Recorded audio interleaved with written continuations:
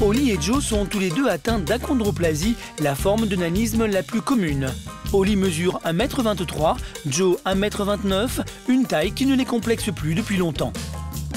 Pourtant, avant de se rencontrer, grâce à une association qui organise des activités destinées aux personnes de petite taille, les deux jeunes gens vivaient isolés, mis à l'écart de la société par leurs conditions.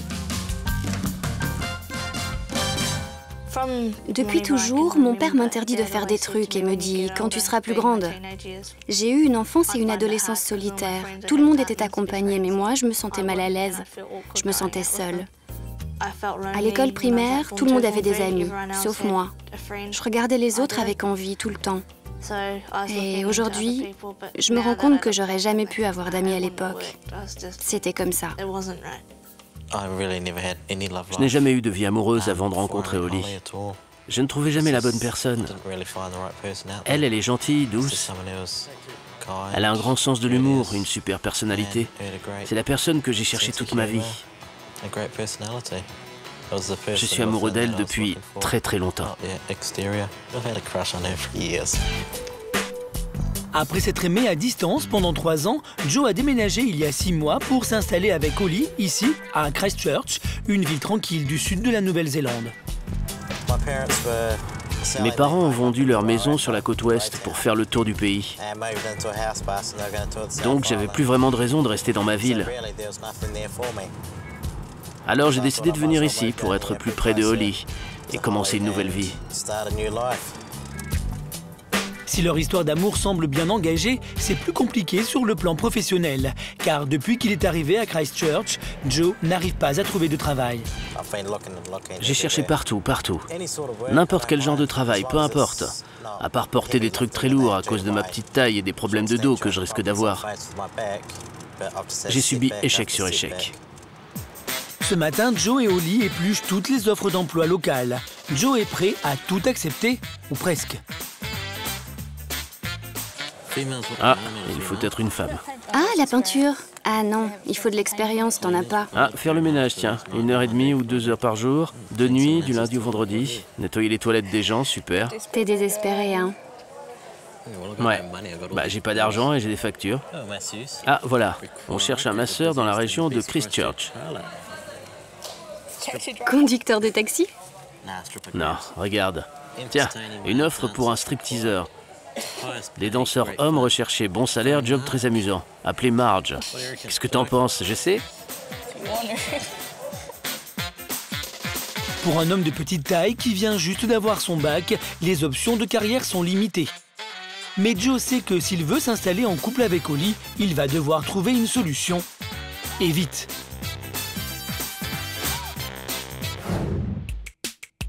À l'autre bout du pays, un autre jeune homme se lance lui aussi dans la vie. Shane a 16 ans et il décide d'arrêter l'école dans quelques mois car il a l'intention de s'engager dans l'armée. Pourtant, jusqu'à présent, tout son entourage a essayé de l'en dissuader. J'en ai marre de tous ces profs qui me disent ce que je devrais faire. Certains me disent « Ah tiens, tu devrais faire de la comédie ». Et l'autre me conseille plutôt de devenir éducateur pour enfants, etc., etc. Ils veulent décider à ma place. Je trouve ça frustrant. Son nanisme, Shane l'a hérité de sa mère. Son père, lui, est de taille normale, mais les a quittés il y a 10 ans. Et pour Shane, la vie à Greymouth, où il est le seul nain parmi les 15 000 habitants, n'a jamais été facile. Il y avait plein de choses qui rendaient sa vie plus difficile. Et notamment suite au départ de son père, il y a 10 ans. Il y avait tout le temps des problèmes avec les gamins du quartier. Ils étaient tous plus petits que lui, mais il le frappait tout le temps. Du matin, dans le bus pour l'école, jusqu'au soir, quand il rentrait à la maison. Ouais. Certains gamins étaient vraiment très cons. Mais bon, je m'en foutais un peu, ça m'a appris à me battre. Shane et Hélène n'ont pas eu le choix, ils ont dû se serrer les coudes, même si leur relation est parfois tendue. C'est ridicule, Shane. Tu ne sers à rien. Mais si, je sais le faire, maman. Oui, enfin, apparemment, tu fais aucun effort, vu le résultat. Ça sert à rien que je le refasse. Si, refais-le, tu as raté cet endroit-là.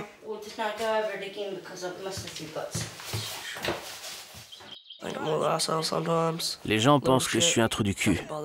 Parfois, ils disent que je suis con. Mais je m'en fous. Je suis une grande gueule, je le sais. Aujourd'hui, Shane veut conquérir son autonomie et pour cela, il rêve d'intégrer l'armée. Mais dans une société qui laisse peu de place aux personnes de petite taille, Shane va devoir prouver qu'il est à la hauteur lors des tests de recrutement, sans quoi il risque fort de revenir à la case départ. Nous retrouvons Joe et Holly, le couple de petite taille qui entame une vie de couple non sans difficulté. Il espère qu'un diplôme lui permettra de se construire la vie dont il rêve. Je sais bricoler, m'occuper de l'électronique dans une voiture, donc je me suis dit, puisque j'aime ça, je vais voir ce que je peux en faire.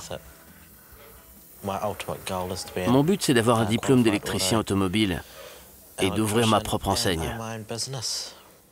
Et à terme, je veux une maison et une belle voiture. Du coup, Holly s'est inscrite dans la même université pour passer un diplôme de commerce. La plupart des gens ne réalisent pas que je connais Joe. On est dans la même université, mais nos cours sont de l'autre côté. Parfois, on me dit « Hey, tu sais qu'il y a un homme très petit, un blond, qui se balade dans l'université. Il est comme toi. » Joe me dit souvent « T'as vu comme les gens te fixent ?» Et je pense exactement la même chose. En fait, on ne se rend jamais compte que c'est nous que les gens fixent. Heureusement, ces regards inquisiteurs ne les suivent pas partout. Pour l'instant, le jeune couple habite encore chez les parents de Holly et Ron, son père, lui aussi de petite taille, a accueilli Joe à bras ouverts. Toi et moi, il va falloir qu'on parle, mon pote. T'es sorti un peu rapidement du garage, hein. Il y a des traces de pneus par terre. Je les ai vus ce matin en rentrant à la maison. Je suis ravi que Holly est un petit ami, vraiment ravi. Et personnellement, je pense que Joe est un mec génial. Je ne veux pas que Holly reste seule. À l'école, je voyais bien que toutes ses copines avaient des fiancés. Ils sortaient tout le temps. Et Holly me disait « Non, moi je ne sors pas, maman ». Je lui demandais pourquoi et elle me disait juste « Oh, parce que j'ai pas envie ». Mais moi je savais pourquoi elle ne sortait pas. Joe et Holly se sentent bien en famille, mais ils préféreraient vivre seuls. Et pour y arriver, Joe doit impérativement trouver un travail. Alors depuis quelques semaines, le jeune homme recherche un garage dans lequel il pourrait devenir apprenti. Mais là encore, il se heurte à la méfiance des patrons. Quand j'arrive à l'entretien d'embauche, ils me disent « Comment tu fais pour réparer les voitures ?» Je leur réponds « J'ai un escabeau que je peux prendre avec moi. Je m'adapte à mon environnement, je ne m'attends pas à ce que l'environnement s'adapte à moi. Je suis compétent et je suis capable de m'adapter. Je suis tellement petit que je peux passer partout sans endommager le moteur. Mais je ne comprends pas pourquoi ils ne veulent pas m'engager. » Peut-être parce qu'ils ont déjà eu de mauvaises expériences avec des gens comme moi, ou parce qu'ils ne veulent pas avoir de problème. Ils pensent que ça va être trop difficile de bosser avec quelqu'un comme moi. Je sais pas. C'est pas moi qui vais m'engager. S'ils me disent non à cause de ma taille, c'est comme s'ils me disaient « on a peur de toi ». C'est ce que je me dis. Je suis pas en colère contre eux. Je trouve juste ça dommage. Mais je m'apitoie pas sur mon sort. Je vais continuer à avancer. Un jour, c'est sûr, j'y arriverai. Joe s'est donné un objectif, trouver un poste d'apprenti à Christchurch avant la fin de l'année, avant 3 mois. Sans quoi il devra abandonner ses études de mécanicien et rentrer chez lui. Et son histoire d'amour avec Holly risque d'être remise en question. Quant à Shane, il profite de ses vacances. Il a enfin quitté l'école et avant de passer les épreuves de sélection pour intégrer l'armée, il a décidé de prendre du bon temps et il s'est même teint les cheveux en noir. Mes potes sont vraiment cool. Ils aiment faire du sport comme moi, mais ils aiment aussi se détendre. Moi, j'ai un peu de mal à me détendre, à part quand je sors. J'ai toujours un truc à faire. Mais c'est bien, j'aime pas rester inactif. Une hyperactivité qui va bientôt être mise à profit. Aujourd'hui, c'est un grand jour pour Shane, celui de son premier contact avec l'armée. Le jeune homme est convaincu d'avoir trouvé sa voie, mais l'armée, elle, sera-t-elle vraiment prête à l'accepter ? J'en parlais avec mon pote Bobby récemment, et on s'est dit que ce serait sans doute une bonne idée d'essayer. Donc nous voilà, on va voir.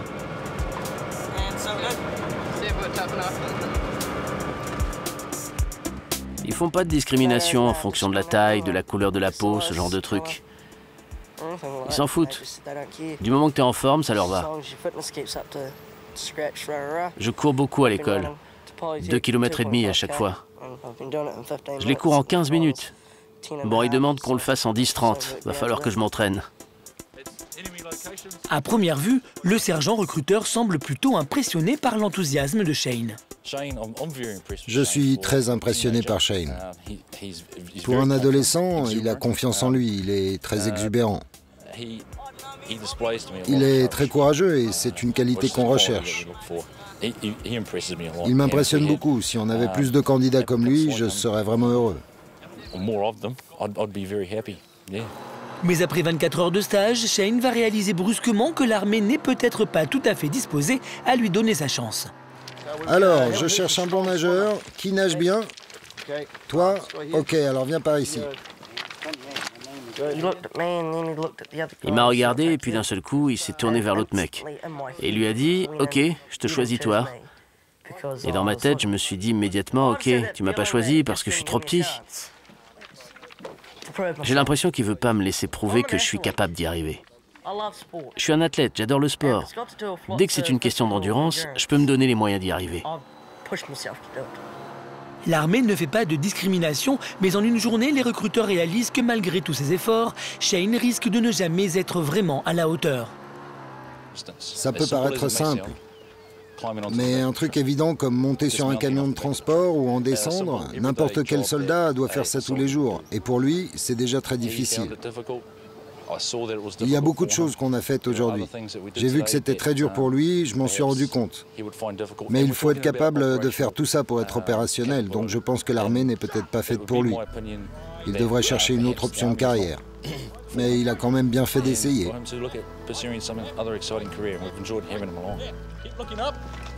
Shane va devoir faire une croix sur l'armée. Heureusement, à 17 ans, il a encore la vie devant lui. Mais comment le jeune rebondira-t-il en constatant que certaines portes lui resteront à jamais fermées?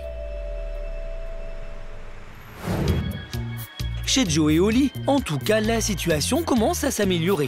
La jeune femme arrive au bout de ses études de commerce et Joe lui vient de trouver un travail. Certes, on est très loin de la mécanique, mais pour le jeune homme, ce premier job, c'est déjà une aubaine. Je leur ai dit, je veux bien faire autant d'heures que vous voulez, n'importe quel horaire. Je suis juste heureux d'avoir un boulot. Et au fil des mois, j'ai de plus en plus d'heures. Maintenant, je travaille 40 heures par semaine. Je trouve ça génial.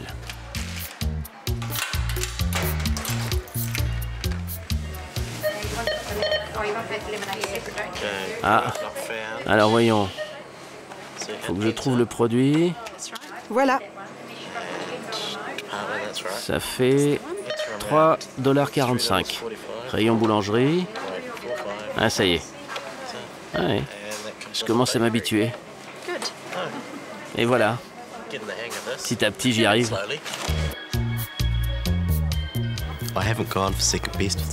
Je pense pas avoir fait de sacrifice en choisissant de travailler dans un supermarché. J'ai pris le meilleur boulot qui s'offrait à moi. J'ai pas hésité. J'ai déjà eu du mal à me retrouver où je suis aujourd'hui. Je ne m'attendais pas à en baver autant. Mais voilà, faut se battre. Personne ne va se battre à ta place. La plupart des gens ne s'intéressent pas à moi. Donc, faut que je fasse tout moi-même. Je me sens beaucoup mieux. Joe est redevenu la personne que je connaissais. Il est beaucoup plus heureux. Et il fait plein de trucs dans ce supermarché. Il est en train de passer un diplôme de vente. Et il passe son permis de conduire de chariot élévateur.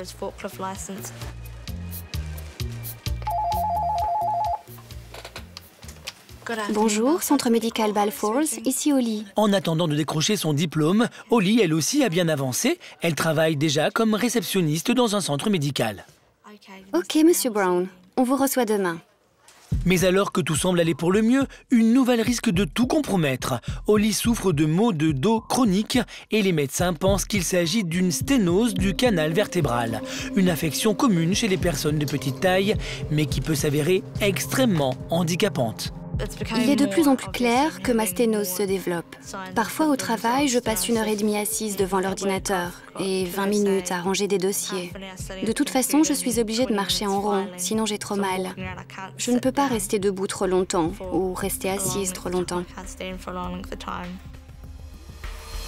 Ron, le père de Holly, a développé un cas très sévère de sténose il y a 20 ans. Il est resté paralysé pendant plusieurs mois. Et l'opération, qui lui a finalement redonné l'usage de ses jambes, lui a laissé de lourdes séquelles. Il ne peut plus se baisser ou plier les jambes et se déplace très difficilement. C'est pas vraiment l'opération qui a posé problème, mais la sténose m'avait déjà bien affecté et quand ils ont fini par m'opérer, c'était la fin. Soyons réalistes, j'ai tout perdu, des hanches aux jambes. Soucieux d'avoir un diagnostic au plus vite, Ron et Holly partent à l'hôpital pour récupérer les résultats des examens de la jeune femme. Elle se doute que la maladie l'affecte déjà, mais elle espère que son cas sera moins sévère que celui de son père. Entrez, Ron. Holly? Je ne sais pas ce qui m'inquiète le plus. Je n'ai pas pensé à ce qui pourrait m'arriver. Je ressens plus la peur de l'inconnu en ce moment.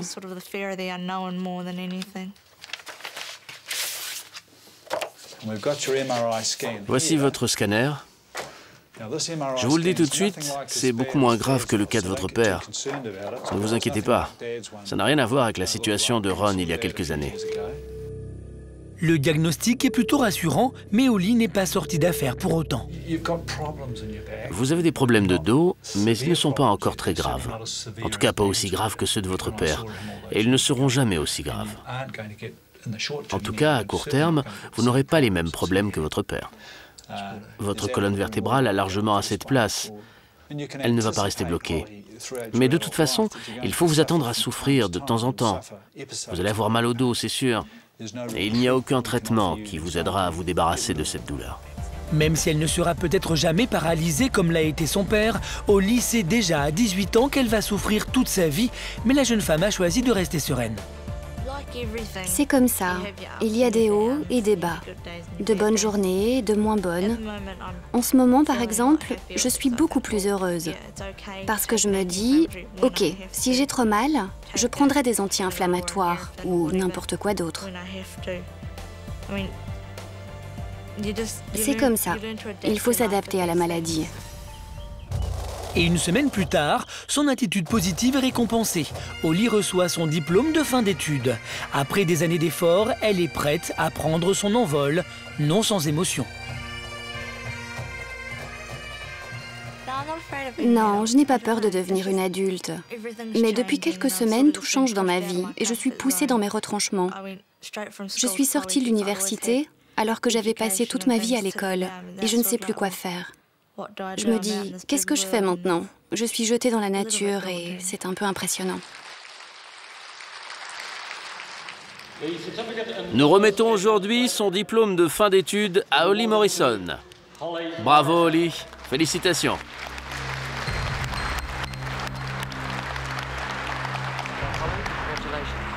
Merci.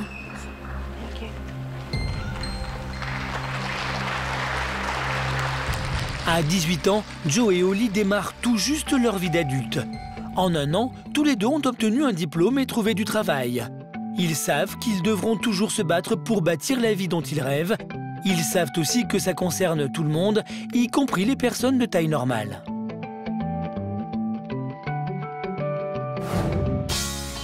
Un mois plus tard, Holly et Joe emménagent enfin dans leur propre maison. Ils ont posé leur nid ici, à 300 mètres des parents de Holly. Je ne sais pas ce que le futur nous réserve, mais on essaye de préparer notre avenir.